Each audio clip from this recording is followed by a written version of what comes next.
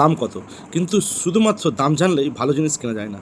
বাড়ি জীবনে একবারই তৈরি হয়, তাই কেনার আগে সঠিক প্রশ্ন করাটাও খুব গুরুত্বপূর্ণ। আজ আমি আপনাদের এমন 11টা প্রশ্ন বলবো যেগুলো জানলে ভুল জিনিস কেনার সম্ভাবনা কিন্তু অনেকটাই কমে যাবে।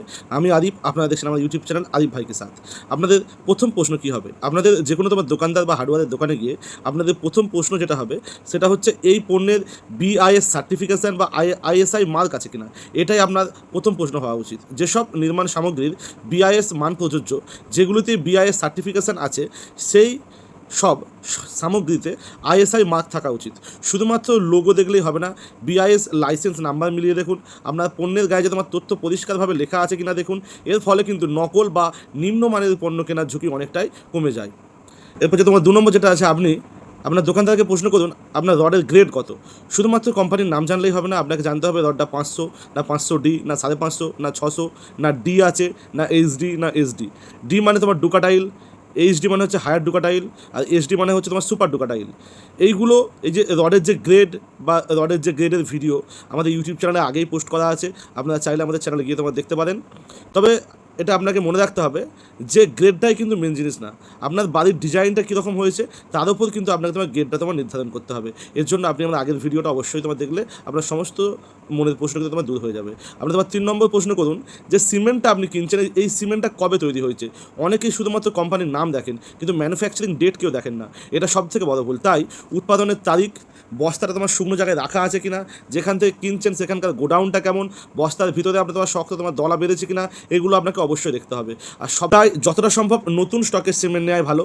ওপিসি, পিপিসি, পিএসসির যে পার্থক্য, মানে কোন সিমেন্টটা কী কাজে লাগে এবং কোন সিমেন্ট কেমন করে সংরক্ষণ করবেন, এসব নিয়ে আমরা খুব শীঘ্রই আমাদের একটা পূর্ণাঙ্গ ভিডিও বানাবো, যেটা আপনারা আমাদের ইউটিউব চ্যানেলে পেয়ে যাবেন।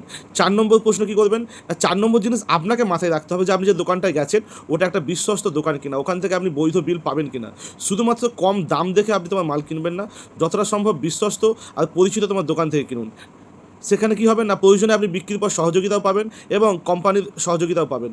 আর আপনি যদি তোমার বিল নেন তাহলে আপনার কেনার প্রমাণ থাকবে, সেক্ষেত্রে আপনার যে ওয়ারেন্টি বা কোম্পানির সহায়তা আপনি খুব সহজে পেয়ে যাবেন।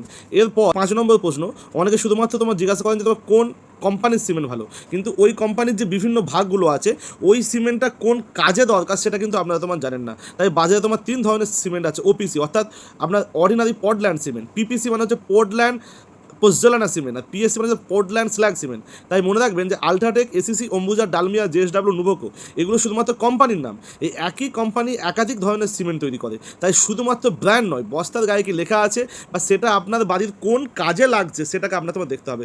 কাজের ধরন, কাজের পরিবেশ সব কিছুর ওপর নির্ভর করে আপনি তোমার সিমেন্টটা কিনুন। আর এই ওপিসি, পিপিসি বা পিএসসি যে সম্পূর্ণ পার্থক্য, কোনটা কোন কাজে লাগে, এর জন্য আমাদের চ্যানেলে একটা আলাদা বিস্তারিত ভিডিও আনবো। তাই আরিফ ভাইকে সাথ চ্যানেলটি আপনি সাবস্ক্রাইব করে আমাদের পাশে থাকুন। 6 নম্বর প্রশ্ন করুন বালি কোথাকার, স্টোনচিপ কোথাকার। ঠিক আছে, স্টোনচিপটা 5 মিলের না তোমার নলহাটির। শুধুমাত্র দাম শুনে বালি বা তোমার স্টোনচিপ কিনবেন না, বালির উৎস কোথাকার, কোন নদীর, আপনার স্টোনচিপটা কোন ক্যাসারের।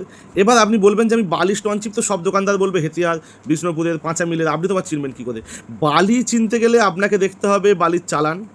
আর স্টোনচিপের যদি আপনি শুধুমাত্র টিয়ারের কাগজটা দেখেন, যে ওজনের কাগজটা, তাহলে কিন্তু আপনি তোমার ধোকা খেয়ে যাবেন, কারণ এক জায়গায় লোডিং করে অন্য জায়গায় তোমার ওজন করে নেয়। তাই আপনাকে চিনতে গেলে, স্টোনচিপ চিনতে গেলে স্টোনচিপের রয়্যালটির কাগজ দেখতে হবে যে কোথা থেকে কিনেছে। স্টোনচিপ যখনই কিনবেন রয়্যালটির কাগজ নেবেন, বালি যখনই কিনবেন বালির তোমার চালানটা একবার তোমার দেখে নেবেন। এছাড়া বালিতে অতিরিক্ত মাটি আছে কিনা, ঠিক আছে, বালিটায় আয়রন ভাব আছে কিনা, বালির দানাগুলো কেমন, স্টোনচিপের সাইজটা তোমার 3/4 না 5/8 না হাফ ইঞ্চি মিক্স করা আছে, এগুলো আপনাকে অবশ্যই তোমার দেখে নিতে হবে। একদম অন্ধবিশ্বাস করবেন না, কাগজপত্র আর পণ্যের মান দুটোকেই আপনি তোমার যাচাই করে নিন। বালি বা স্টোনচিপ কেমন করে চিনবেন, কোনটা 5/8, কোনটা 3/4 ডাউন, কোনটা তোমার 3/4 মোটা, কোনটা 5/8 মোটা, কীভাবে ঘরে বসেই সহজে পরীক্ষা করবেন তার পূর্ণাঙ্গ ডেমো সহ ভিডিও আপনারা কিন্তু পরবর্তীকালে আমাদের চ্যানেলে পেয়ে যাবেন। আর একটা জিনিস মাথায় রাখবেন, আমি একজন ব্যবসাদার, আমার উদ্দেশ্য শুধুমাত্র জিনিস বিক্রি করা নয়, সঠিক তথ্য দিয়ে আপনাদের সচেতন করা। ইতিমধ্যেই রড নিয়ে বিস্তারিত ভিডিও রয়েছে, সামনে সিমেন্ট, বালি, ইট, পাইপ, সাবমার্সিবল, ওয়াটার ট্যাঙ্ক, এসব নিয়ে ইঞ্জিনিয়ারিং তথ্য ভিত্তিক ভিডিও আসবে। তাই চ্যানেলটি সাবস্ক্রাইব করে অবশ্যই পাশে থাকুন। 7 নম্বর প্রশ্ন কী করবেন, যে কোনো তোমার দোকানদারকে, যে ইটটা কোথাকার, ইটের মানটা কী করে বুঝবেন। শুধুমাত্র লাল রং, টং টং টং টং আওয়াজ দেখে আপনি ইট কিনবেন না। ইটের আকারটা সমান আছে কিনা দেখবেন, ইটের ভিতর ফাটা আছে কিনা দেখবেন, কোনাটা ভাঙা আছে কিনা, অতিরিক্ত তোমার ঝুরঝুরে কিনা, ঠিক আছে, তা তোমার নোনা ভাগ আছে কিনা, পারলে ইটের ভাটার চালানটা দেখুন। ইটের ভাটার চালান, আর সব থেকে মেন জিনিস ইটের যে তোমার জল শোষণ ক্ষমতা অর্থাৎ ওয়াটার অ্যাবজর্বেশন বা চাপ সহ্য করার যে ক্ষমতা অর্থাৎ তোমার কম্প্রেসিভ স্ট্রেংথ, এই দুটো জিনিস আপনি অবশ্যই দেখবেন, জল শোষণ ক্ষমতা আর চাপ সহ্য করার ক্ষমতা। ভালো ইট চেনা যে তোমার 10টা বৈজ্ঞানিক উপায়, এই 10টা বৈজ্ঞানিক উপায় নিয়ে আমরা খুব শীঘ্রই পূর্ণাঙ্গ ভিডিও বানাবো। এটা হয়ে গেল তোমার 7টা প্রশ্ন। এবার আসছি লাস্ট 4টে গুরুত্বপূর্ণ প্রশ্ন। আপনাকে প্রশ্ন করতে হবে এই পণ্যের মানে 8 নম্বর যে প্রশ্নটা আপনি করবেন, যে পণ্যটা আপনি কিনছেন তার ওয়ারেন্টি কতটা বা কোম্পানি কতটা তোমার সার্ভিস দেবে।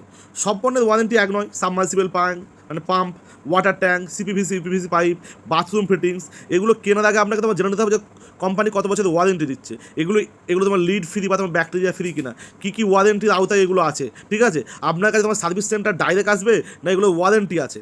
9 নম্বর প্রশ্নটা করবেন, সেটা হচ্ছে কি যে জিনিসটা আপনি কিনছেন সেটা আপনার কাজের জন্য কতটা উপযুক্ত, ঠিক আছে।